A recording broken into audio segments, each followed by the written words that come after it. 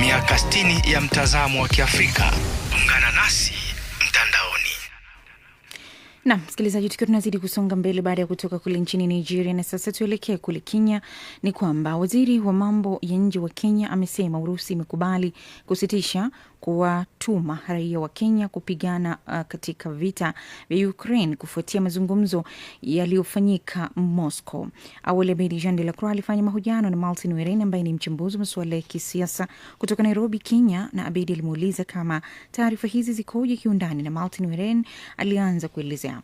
Nakumbuka tukichambua taarifa hii, na hapo juzi yule waziri wa mambo za kigeni Mheshimiwa Musalia Mudavadi alifunga safari na kuelekea Urusi, na alipofika Urusi pamoja na ujumbe wake waliweza kukongamana na waziri wa masuala pia ya kigeni katika taifa la Urusi na mambo ya ujasusi, na walizungumzia marefu na mapana kuhusu wale vijana wa Kenya ambao wameweza kujihusisha ama kujiunga na ile jeshi ya Urusi. Na kwa namna unavyoona, je, makubaliano haya yatazuia kabisa au yatapunguza tu kuajiriwa kwa Wakenya vitani huko Urusi? Kwa maoni yangu, niliona kidogo kwamba serikali ya Urusi kidogo si wa kweli, na kwa yale matamshi ama yale chapisho iliweza kutokea wakisema kwamba watasusia ama wataweza kupiga marufuku wale wanajeshi, ama si wanajeshi, wale vijana wa Kenya, kwa sababu si wanajeshi, ni vijana wa mtaani ambao wanajiunga na ile jeshi ya Urusi ama kinyume na sheria za dunia na sheria za Umoja wa Mataifa ama na haki za kibinadamu. Wamesema kwamba watasusia, basi hawataweza kurejesha wale wako tayari wako ndani, wakisema kwamba hakuna mkataba wowote ambao ulikuwa unasema watarejeshwa. Hii kidogo ndio changamoto kwa taifa la Kenya, na hadi wa sasa tunazidi kusubiri na kuona kwamba yule waziri wa taifa la Kenya amepatiwa mawaidha gani mengine na rais wa taifa la Kenya kuhusu wale vijana ambao inazidi ama wanazidi kukaa pale na mafamilia yao katika taifa la Kenya.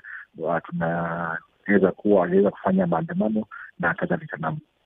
Sasa ni hatua gani ambazo zitachukuliwa kuwalinda au kuwarudisha nyumbani wa Kenya ambao tayari wako vitani Ukraine?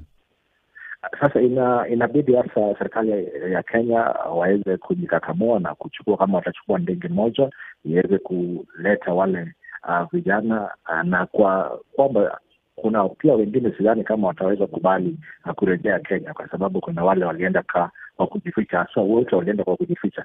Baadhi ya mambo inaweza kukua mbaya, ndio familia yao wameweza kuomba serikali iweze kuleta watu wao wale wako hai ama wale wameweza kuaga dunia.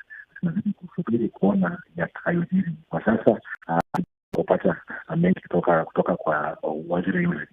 Sasa kwa namna unavyoona, ni changamoto gani zinaweza kujitokeza katika utekelezaji wa uamuzi huu wa kusitisha kuajiri wa Kenya vitani?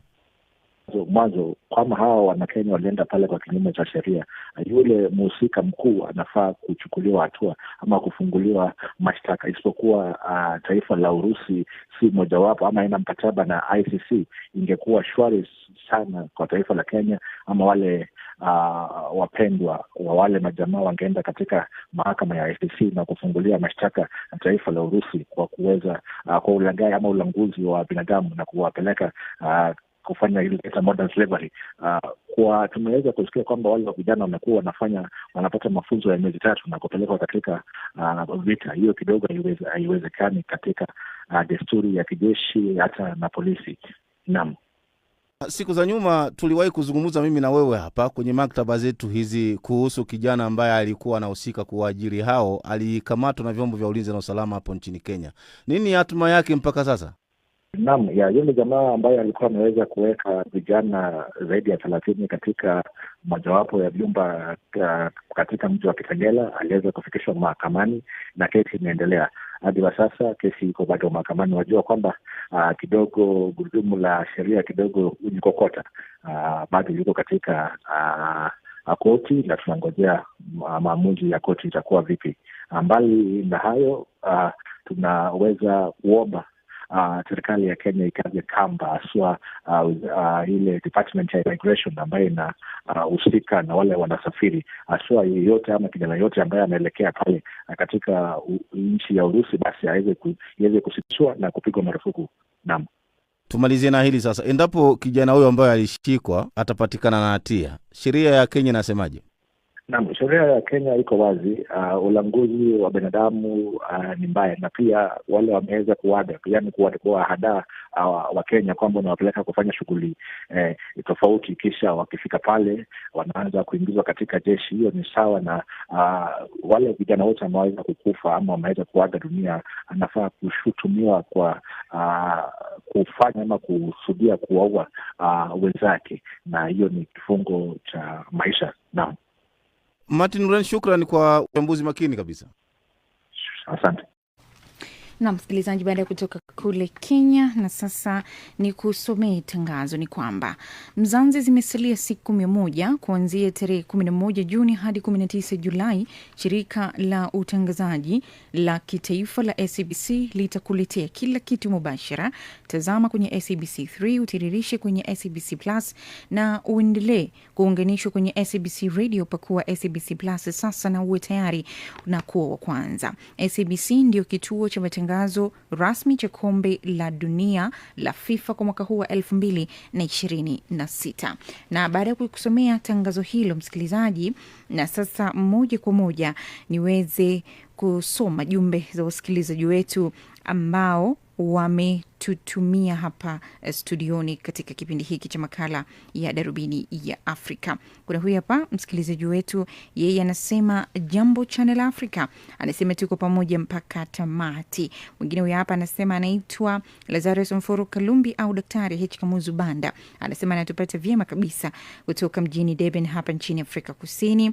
Mwingine huyu hapa anasema anaitwa Kambari Henry Mburula, anasema Channel Africa Swahili, anasema jambo zuri sana kutoka kwa watetezi wa haki za binadamu kule DRC. Anasema tuko pamoja mpaka tamati, anasema anatupata vizuri kabisa akiwa kule Ituri.